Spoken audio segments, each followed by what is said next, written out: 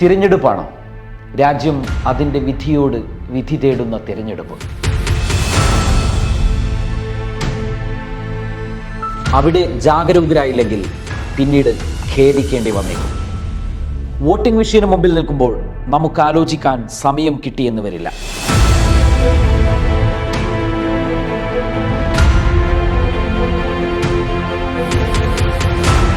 കയ്യിൽ മഷി പുരളും മുൻപേ ആലോചിക്കാൻ ധാരാളം സമയമുണ്ട്. നന്നായിട്ട് ആലോചിക്കുക, എന്നിട്ടൊരു തീരുമാനത്തിലെത്തുക.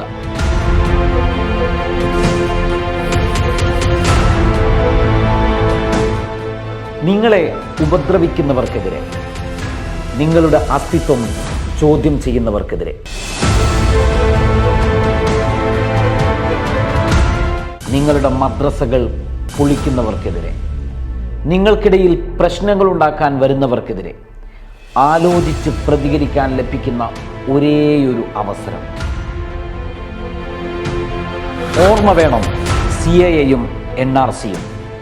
മറക്കരുത് ബാബറിയും ഷാഹി ഈദ്ഗാഹും അസമും UP-യും ഉത്തരാഖണ്ഡും പിന്നെ മണിപ്പൂരും.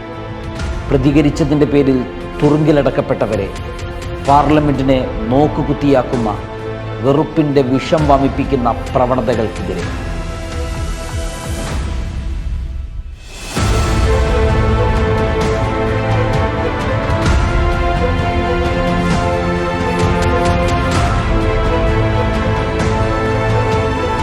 ജനാധിപത്യം സംരക്ഷിക്കാൻ, മതേതരത്വം ഉയർത്തിപ്പിടിക്കാൻ നിങ്ങളുടെ വിലയേറിയ വോട്ടുകൾ സൂക്ഷിച്ചു തന്നെ ഉപയോഗിക്കുക.